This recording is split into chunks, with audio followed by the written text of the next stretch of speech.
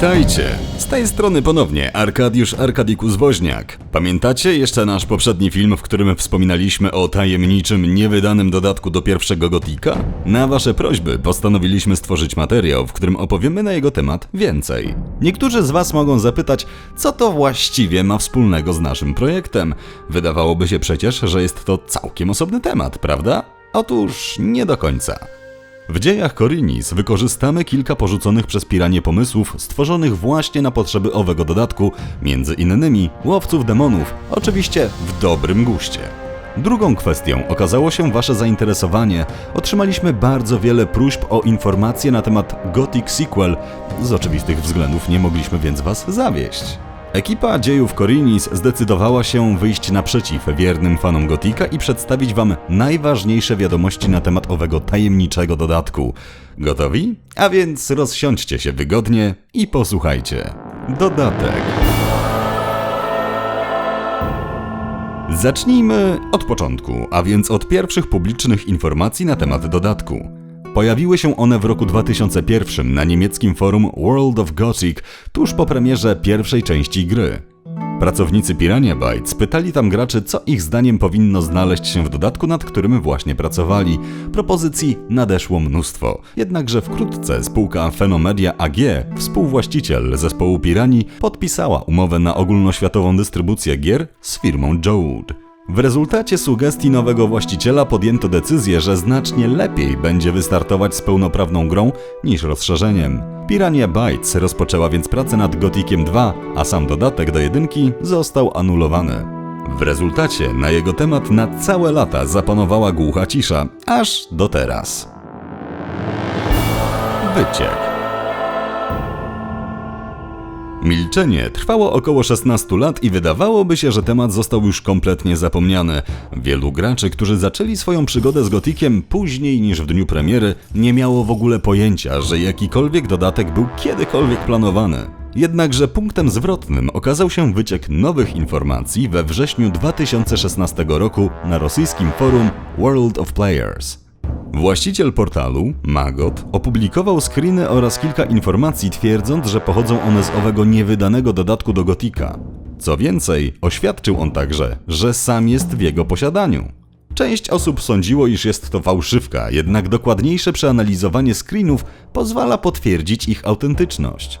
Zanim jednak przejdziemy do samej analizy, pragniemy przypomnieć, że o pliki upomniała się także sama Pirania, potwierdzając ich autentyczność, ale jednocześnie grożąc Magotowi konsekwencjami w razie publikacji zawartości gry. Również na ich prośbę usunął on opublikowany przez siebie wątek i przestał udzielać komukolwiek informacji.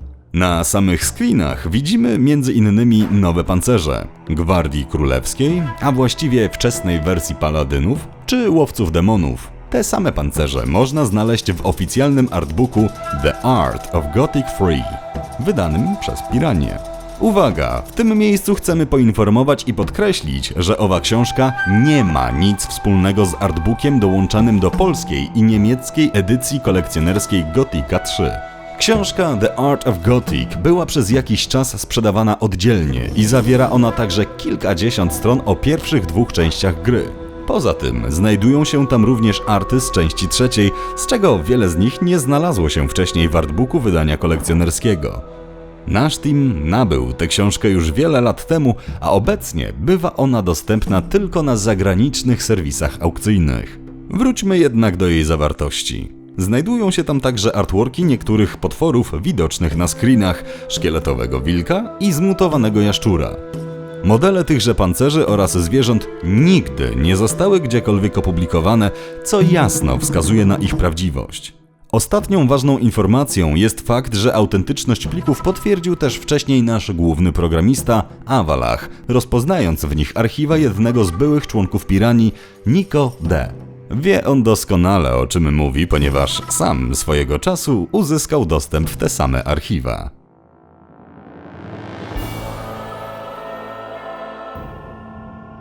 Dodatek nosił roboczą nazwę Gothic Sequel, a sama historia zaczynała się w chwili zakończenia Gotika I, już po wygnaniu śniącego.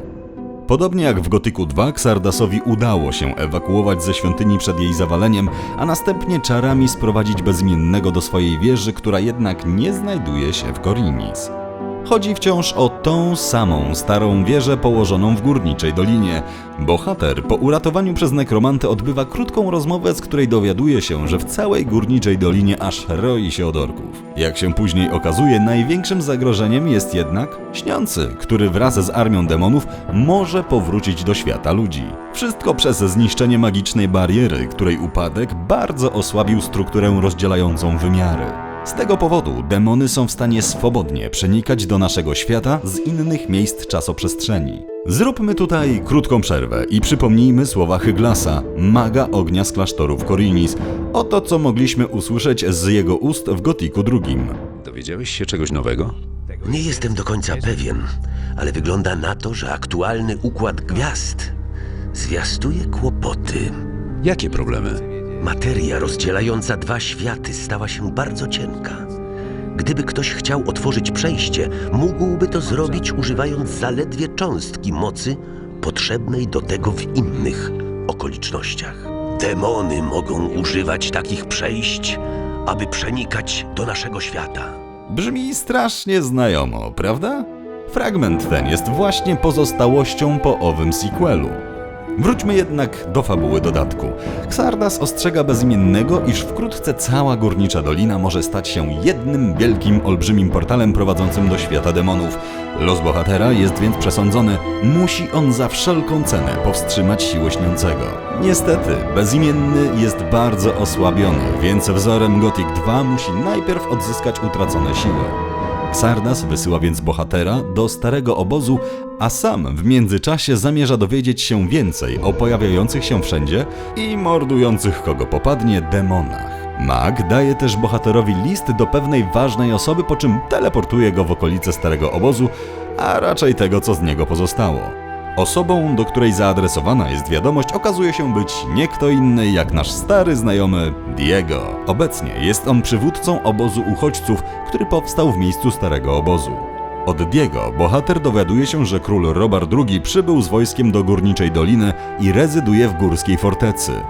W tym miejscu przypominamy, że na etapie Gotika I i owego dodatku Pirania zakładała Dolinę Khorinis jako część kontynentu Myrtany, czego potwierdzenie zdobyliśmy prosto ze źródła. W samym dodatku dowiadujemy się, że Robar przyszedł z wojskami z Zagór. Władca przybywa jednak ze stolicy nie w celu ratowania kopalń i wydobycia rudy, krążą pogłoski, że poszukuje on czegoś na terenie kolonii. Diego wyjawia też powód, dla którego sam nie opuścił doliny. Jest nim coraz bardziej realne widmo przegranej wojny z orkami. W kwestii mieszkańców dowiadujemy się, że wielu więźniów zostało zabitych, wielu uciekło, ale co zaskakujące, do doliny przybyły także ogromne grupy uchodźców z całego kraju, które podobnie jak Diego i część skazańców szukają schronienia przed wojną. Diego wręcza Bezimiennemu swój miecz i wysyła go do pomocy ludziom w zewnętrznym pierścieniu obozu, tak aby bohater mógł zarobić trochę pieniędzy, jak i odświeżyć swoje umiejętności. Bezimiennemu zostaje też przydzielona stara komnata magnatów, w której może nocować. Informuje też bohatera, że upadek bariery zniszczył wszystkie runy i magiczne artefakty. Zapowiedź tego wydarzenia można znaleźć już w pierwszym Gotiku w dialogu z Saturasem na temat zniszczenia kopuły. Eksplozja energii magicznej może zniszczyć wyłącznie twory utworzone lub zmodyfikowane przy użyciu magii. Nie istnieje żadne zagrożenie dla istot ludzkich. Ciekawostką jest natomiast fakt wykorzystania podobnego pomysłu zniszczenia magii runicznej w Gotiku 3. Jak się jednak okazuje, Lester nie próżnował podczas swojego pobytu w Górskiej Fortecy. W czasie studiowania starożytnych ksiąg magicznych udało mu się odnaleźć sposób na tworzenie nowych run i może przekazać tę umiejętność Bezimiennemu, a także podszkolić go w zakresie mocy magicznych. Warto tutaj zauważyć, że koncept tworzenia run, jak i stoły runiczne pojawił się dopiero w Gotiku 2. Tam jednak Piranha Bytes nie pokusiła się o żadne wyjaśnienie, dlaczego w pierwszej części run nie musieliśmy tworzyć, a w drugiej już tak. W czasie rozmowy Lester wspomina także, że nasz znajomy mag, Milten, przebywa w Górskiej Fortecy oraz informuje bohatera o tajemniczych postaciach w czarnych szatach i pladze, która szerzy się wśród mieszkańców handlowej dzielnicy obozu. Zarażeni nią ludzie powoli zamieniają się w żywe trupy. Owymi postaciami, o których wspomina Lester, są natomiast dementorzy, znani nam później z Gotika 2 jako poszukiwacze.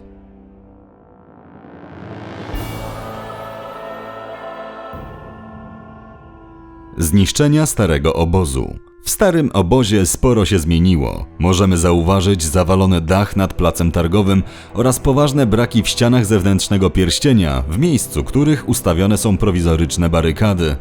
Zniszczone są także niektóre chaty, a obok sceny, na której grało In Extremo, widocznych jest sporo głazów. Jednak najciekawszą rzeczą jest uszkodzona wieża zamku.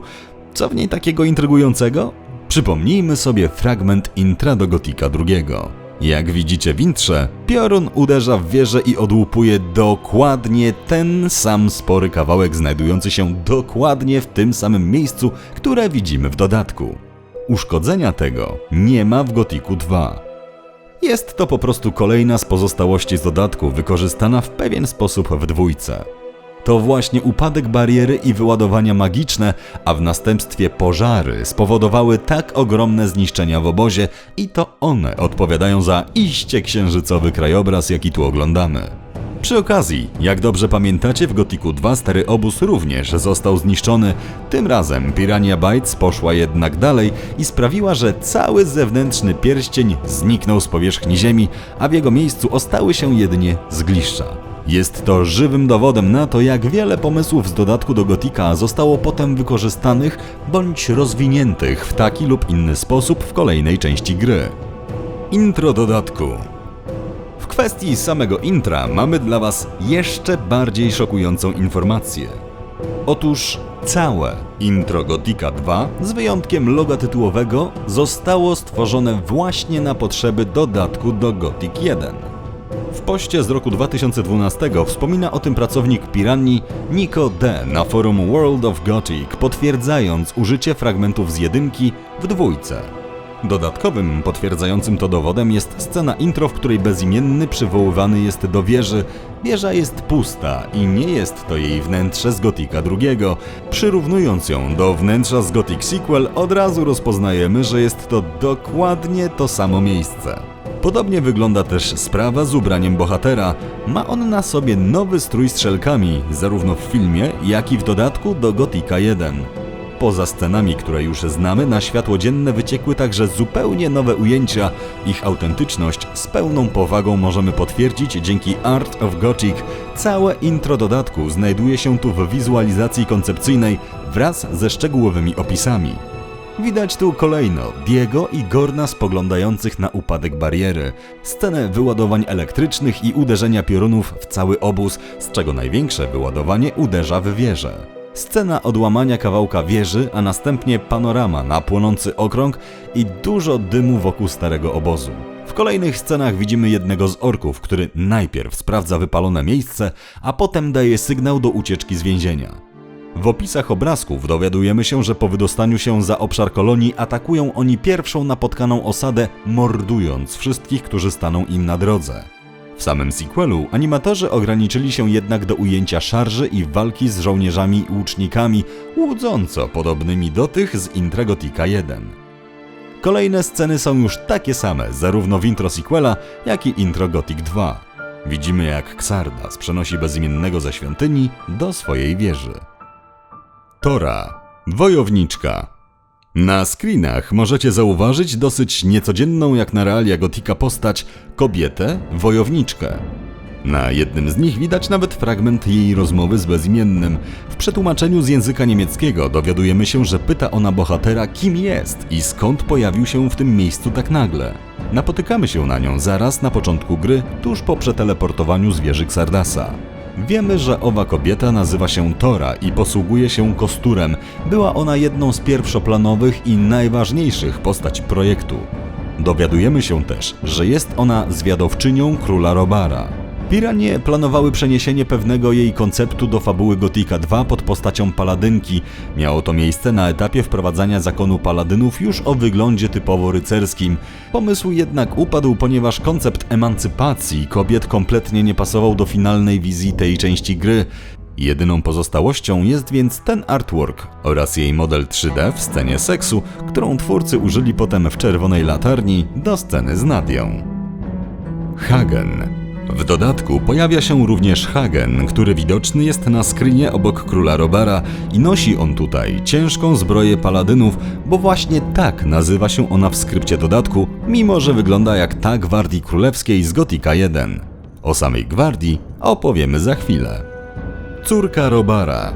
Jak zapewne pamiętacie z Gotika I, król Robar posiadał żonę, która wiele lat przed akcją gry została zamordowana przez część spiskującej szlachty, aby pozbyć się generała Lee. Kiedyś wiodłem całkiem inne życie. Byłem jednym z najlepszych generałów tego królestwa.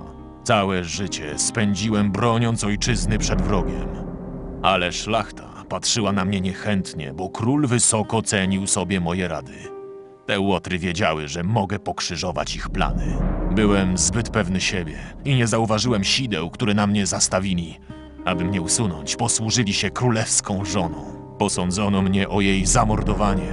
Robar nie miał innego wyboru. Jak się jednak okazuje, król i królowa posiadali córkę, którą Robar zabrał ze sobą do doliny. Ma ona nawet na głowie diadem. Co ciekawe, Pirania planowała z księżniczką nieco bardziej ostry wątek, czego dowodem są widoczne tu 3 opcje dialogowe. Tłumacząc je kolejno od góry są to: rozbieraj się i kładź.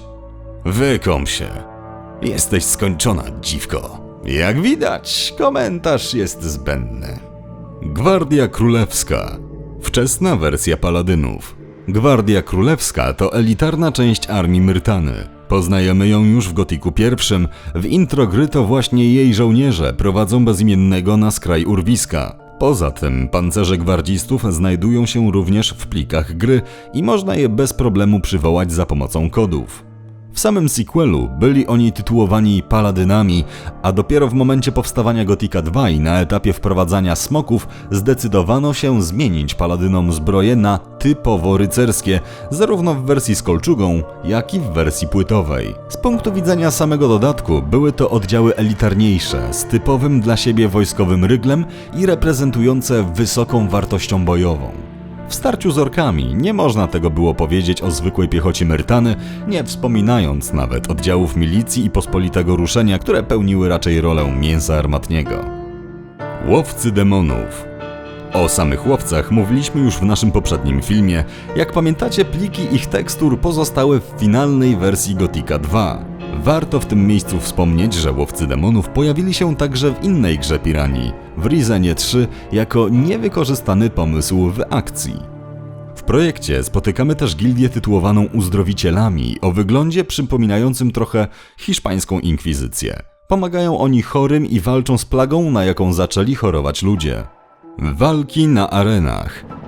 Jak zapewne pamiętacie z pierwszej części gry, w starym obozie znajdowała się arena, na której mieliśmy możliwość odbycia walki z jednym z 2 przeciwników. W dodatku twórcy zamierzali znacznie bardziej rozbudować ten motyw. Z opublikowanego fragmentu dokumentu tekstowego dowiadujemy się, że gracz za wygrane walki miał nie tylko otrzymywać nagrody pieniężne, ale też zwiększać swoją reputację poprzez zdobywanie nowych tytułów oraz punktów prestiżu. Gracz mógłby też sam wyszukiwać sobie przeciwników, którym rzucałby wyzwania, jednak nie każde z takich wyzwań zostałoby zaakceptowane. Jeśli gracz nie spełniał danych warunków przypisanych różnym wojownikom, ci zwyczajnie nie zgadzali się z nim walczyć. Opcjonalnie w grze miała też znaleźć się możliwość, że to gracz byłby wyzywany na pojedynki przez wojowników niższej rangi. Dodatkowo w dokumencie wymieniona jest postać mistrza areny, który miał przekazywać graczowi informacje na temat jego kariery, sukcesów i porażek. Wygrane walki miały być nagradzane złotem, a społeczność obozu miała licznie zbierać się każdego wieczoru wokół areny, by śledzić zmagania walczących wojowników. Plaga demonów. Poza potworami przybywającymi z innych wymiarów, w demony zamieniły się też wszystkie zwierzęta zamieszkujące obszar kolonii więziennej. Poza jaszczurzym demonem i wilkiem szkieletem, wszystkie potwory z dodatku znalazły się w Gotiku 2 i Nocy Kruka. Demonami były wcześniej czarny troll, demoniczny zębacz, szkielet goblin, a także szkielet cieniostwór. Z kolei w Nocy Kruka zaimplementowano demonicznego ścierwojada, zmienionego w gatunek preriowy. Znani NPC. Na jednym ze screenów widoczny jest chory NPC o imieniu Bartok. Postać, która w Gothicu 2 znana jest nam jako myśliwy. Jest to dokładnie ten sam zabieg jak ze znajdującym się w demie Gothic 1 Kantarem, który nie dostał się do finalnej wersji gry, ale został potem wykorzystany w drugiej części jako kupiec. Spotykamy tu też dwa inne imiona znane nam z Gothica 2, Rugę i Agona. Z kolei w skryptach dodatku znaleźć można jeszcze więcej postaci, a wśród nich warto wymienić Hyglasa, którego dialog o demonach z Gothica 2 wam przytaczaliśmy, czy Brutusa. Usunięte animacje. Kolejną interesującą informacją jest fakt, że Pirania próbowała wprowadzić w miejsce zaciśniętych pięści u postaci w pełni zanimowane modele otwartych dłoni. Widać je zarówno na grafikach w książce Art of Gothic, jak i w samym gameplayu dodatku. Z powodu problemów technicznych pomysł wycofano, a w Gothicu 2 oglądaliśmy pięści znane nam z pierwszej części. Wiemy także, że Pirania wprowadziła animację ruchu kobiecych włosów. Widać to w scenie z Torą na arenie nowo powstałego obozu uchodźców. Nowe umiejętności. Na screenie przedstawiającym menu statystyk widoczne są umiejętności tworzenia run, kowalstwa, alchemii, a więc umiejętności, które pojawiły się później w Gothicu 2. Jest tu też jednak parę całkiem nowych umiejętności. Gotowanie. Nowa umiejętność walki. Obok broni jednoręcznych, dwuręcznych oraz kusz i łuków mieliśmy dostać umiejętność walki kosturami, czego potwierdzeniem jest fakt, że takową bronią posługuje się też Tora. W statystykach widoczna jest też umiejętność łuczarstwa. Mieliśmy więc otrzymać możliwość wytwarzania strzał oraz łuków. Ostatnią umiejętnością, która nie miała być dostępna dla bohatera, było płatnerstwo. Anulowanie dodatku. Jak już wspominaliśmy na początku naszego wideo, porzucenie projektu związane było z naciskami firmy matki Fenomedia i zawirowaniami wokół nowego wydawcy Jode. Fenomedia nie chciało po prostu zawieść wysokich oczekiwań firmy, która przyszła jej na ratunek. Z tymi wydarzeniami zbiegła się też decyzja Mike'a Hogge i Bjorna Pankraca o porzuceniu planów nad zupełnie nowym shooterem FPP w stylu Deus Ex, ponieważ obaj panowie zdecydowanie woleli zająć się tym, co już znali, czyli Gothiciem. Więcej szczegółów na ten temat dowiecie się z drugiej części filmu Gothic w pigułce. Z początku Gothic 2 miał nadal pozostawać w klimatach pierwszej części, jednak w ramach postępów prac oraz dodania do gry smoków i zakonu paladynów w wersji rycerskiej, obraz gry zmienił się w to, co znamy dzisiaj. Co dalej z niewydanym dodatkiem? Niestety, na razie przyszłość niewydanego dodatku pozostaje bardzo niepewna. Temat na rosyjskim forum został skasowany na prośbę Pirania Bytes, a administrator odpowiedzialny za publikację wszelkich informacji od tamtej pory uparcie milczy i nie zamierza niczego więcej publikować, a już na pewno nie samych plików dodatku, co byłoby jawnym krokiem wbrew Pirania Bytes. Można by oczywiście rozważać możliwość jego dokończenia, nawet w formie modyfikacji. Niestety bez plików źródłowych obecnie to zadanie jest teoretycznie możliwe, ale w praktyce bardzo trudne do realizacji. I to już wszystko na temat niewydanego dodatku. Czekamy na wasze opinie oraz komentarze i klasycznie zachęcamy do subskrypcji. W przygotowaniu są kolejne materiały. Do usłyszenia i za Gomeza!